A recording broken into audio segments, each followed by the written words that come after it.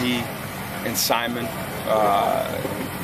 haven't decided for sure, but probably going to hold both of those guys, which is, we've been playing without them and we've been doing fine. So next guys step up and do well. I mean, I'm excited about where our offensive line is anyway, so that's a good deal. Steven Manfro's not quite ready. Jerry Neuheisel hurt his thumb, had a little procedure on that, but he should be ready to hold on Saturday night. So other than that, I think we're in decent shape, besides the fact that the guys that we've lost previously. Mora, baby Mora. He's good. He practiced full go yesterday, full go today. He's 100% ready to roll. I mean, I don't know if he's 100%, but he's 100% ready to roll. So. Faithful, your backup? I don't know. Okay. Yeah, I mean, I do know. I do know. Yeah, you just don't get to know. How about that? All right, that's good. Are you moving Devin Fuller back to quarterback? No. Okay. So it's Faithful or Rashad then? Or Mike, or Jake Hall. Is Jake going on the trip? Potentially, yeah. You'll see when you get there. I think I heard in the weekly teleconference that Coach Rodriguez actually watched last year's film this week. How rare of occurrence is that? It's absolutely typical. You do it every year. Enter the week of the game. Yeah, I mean, that's how you prepare for your opponent. You watch the last time you played him. Yeah. I don't know. I just assume that you guys are always talking about kind of this year. Well, you got to go back and see how a team defended you. If there's no staff changes, if he hadn't have watched it, it would have been he would watch it. But you do that. That's what coaches do. What did you learn from watching? What went well last year? Well, you don't look at the score. You look at schemes, and how they're trying to attack you or how they're trying to defend you or what things they do that maybe give you problems. That's what you look at. Is a game like last year almost fool's gold that you're looking at it and you were so effective and you're thinking they're going to compensate?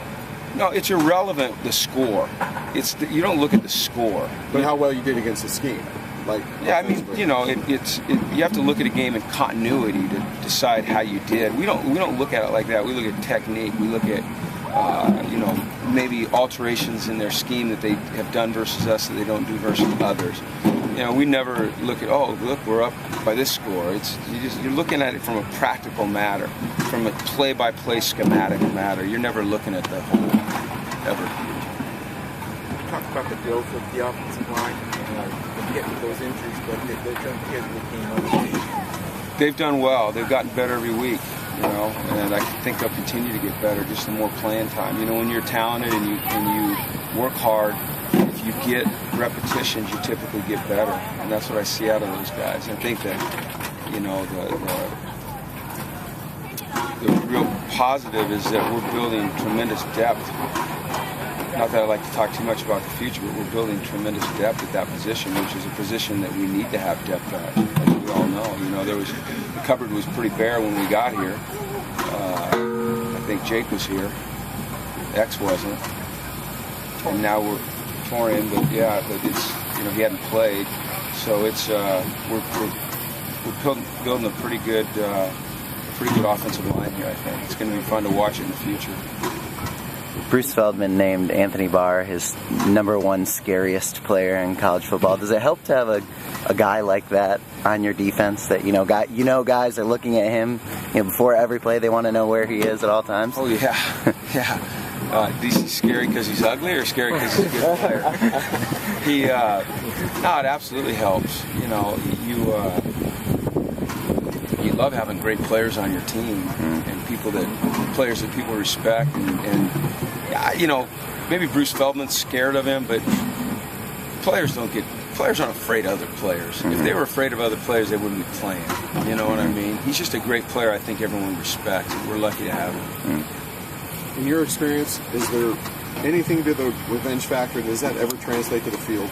I think it can give you a little bit added motivation early in a game, maybe in your preparation. But once the ball's kicked off, and you start playing, it's still about execution, doing your job, protecting the football. I really think it always comes down to that. I think a lot of that, as the game goes on, kind of dissipates and it just turns back into football.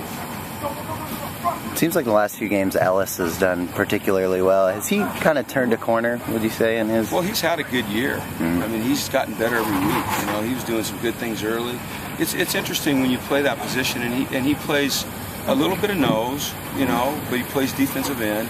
In our scheme, it's not a position where you're going to get a tremendous amount of statistics. You know, the things that you do well are kind of hidden.